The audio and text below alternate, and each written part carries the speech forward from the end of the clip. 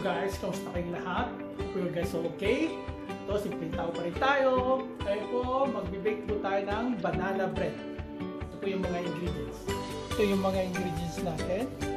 1.5 cups of all-purpose flour, 1/3 cup of choco chips, baking soda, 1 teaspoon, and 1 teaspoon of baking powder.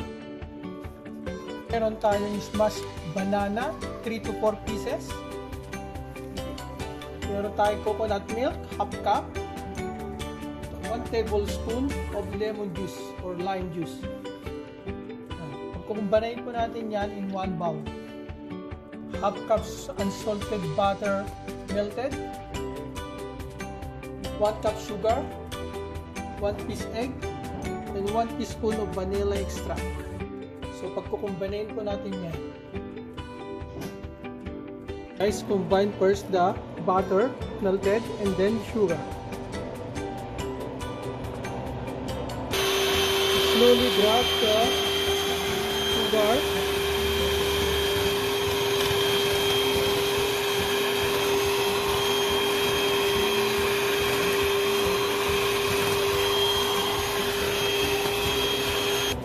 Combine the vanilla extract and egg and then stir it.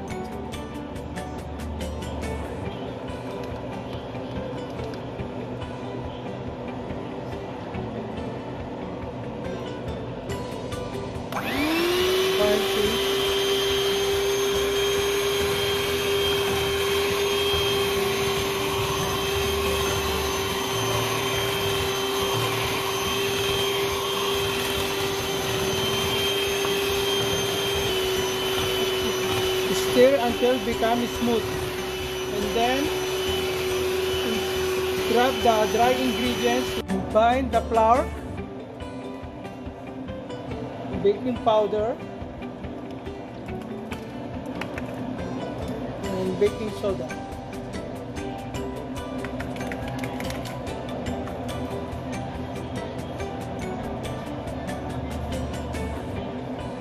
Combine also the smashed banana and the coconut milk.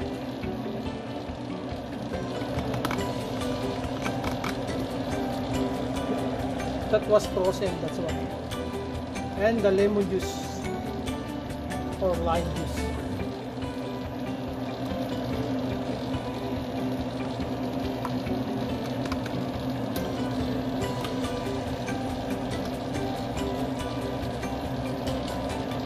Then slowly add the banana and the powder, the ingredients.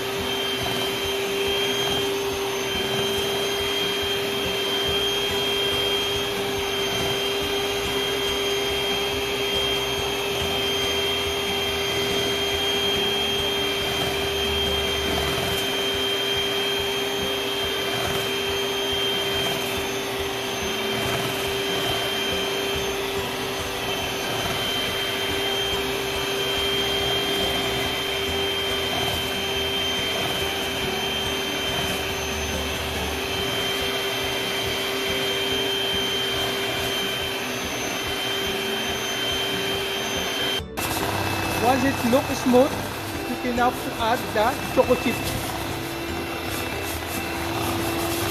This is optional, guys. You just want to add some toppings. And then pour it to the pan. So ayan guys, nakalagay na sa tube pan. Ngayon ilalagay natin sa air fryer o kaya sa oven for 1 hour, and isiset natin ng 350 degrees Fahrenheit. Ayan guys.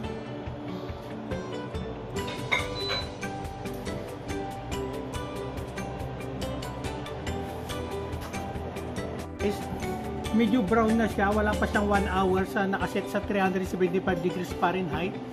Pero ngayon itatry natin siyang i-poke kung luto na siya. Gagamit tayo ng stick. So guys, napakaganda oh. Poke natin. Tingnan natin kung wala sasama kung dry sa ilalim. Ayan. Luto na siya guys, wala pa siyang 1 hour. So luto na.